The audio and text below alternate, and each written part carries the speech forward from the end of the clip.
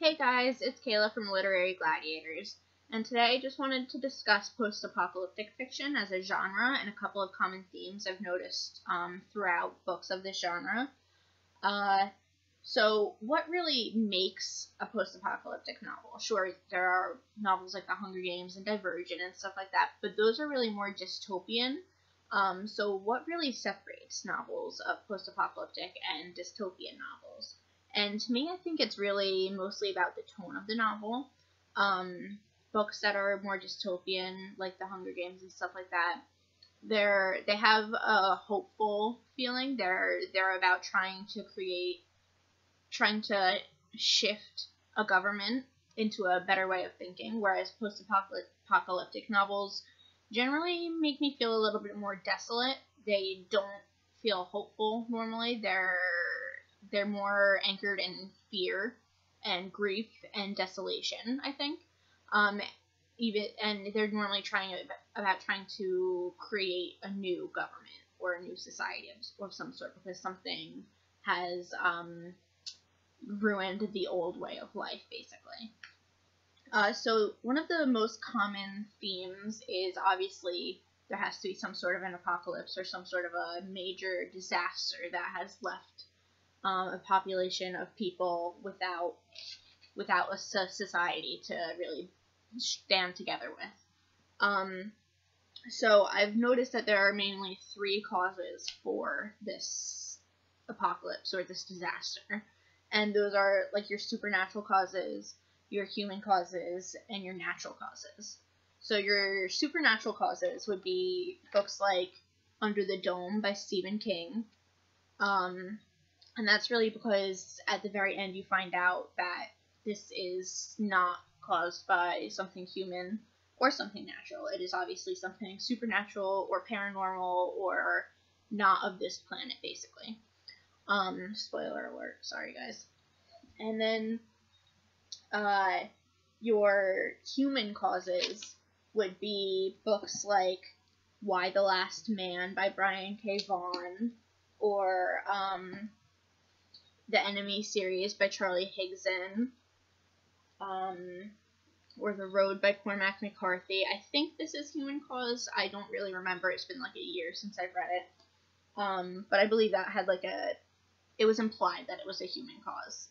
And then and those are obviously, people have created some sort of a disease, or a disease has mutated in some way. Something that we have done has caused whatever is happening.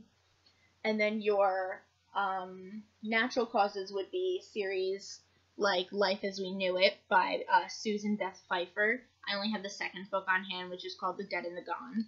And that is the apocalypse specifically in that one is caused by a meteor crashing into the moon and pushing it closer to Earth, which causes a bunch of natural disasters, tsunamis and tornadoes and volcanoes erupting, stuff like that, which they have no control over, which causes the apocalypse in that world.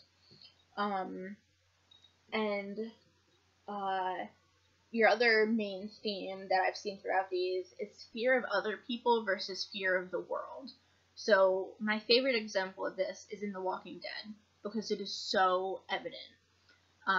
Your earlier novels of The Walking Dead really focus on people trying to defeat the zombies and trying to create a new way of life with the zombies around them, basically. It's about trying to defeat them and trying to learn to live a life with zombies.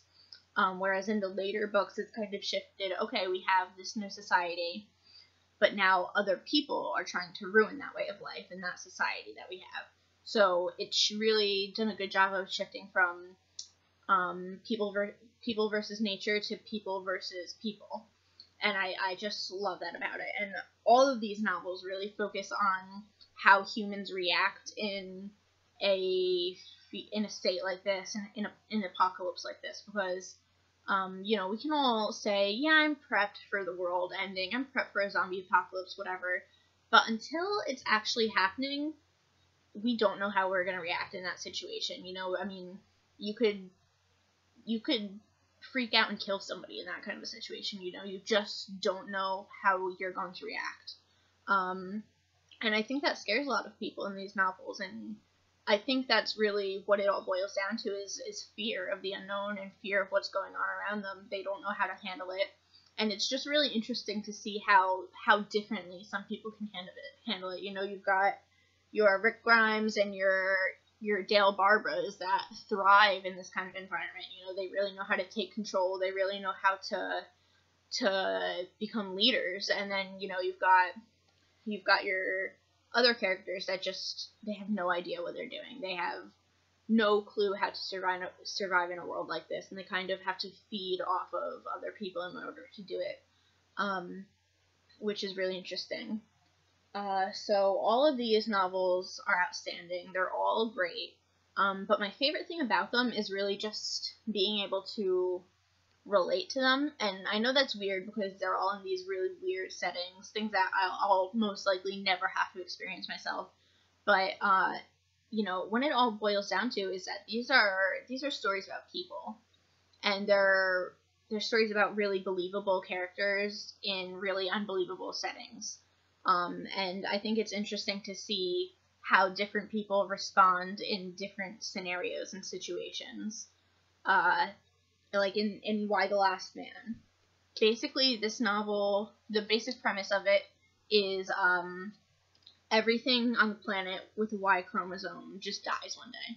So there are no men left on the planet except for the main character, Yorick, and his pet monkey. They're the only two men in the entire world, which is really, really interesting to see how all of these women have to learn how to work together and create a new society and adapt. And, you know, then this one man comes along and screws it all up completely. They're really learning to live on their own, and then this one man throws a real good wrench in it, and it's just interesting to watch that, because, you know, obviously nobody's procreating, so everybody's thinking, you know, I want to have the last man on Earth's baby, and they start turning on each other. There's like groups of women who are insane and think that this was for the best, and it's just really interesting to see how many different directions it can send people, you know. So I definitely recommend all of these. If you guys have anything else to say about Post-Apocalyptic, leave some comments in the comments section. We can start discussing it. Have a great day, guys. Bye.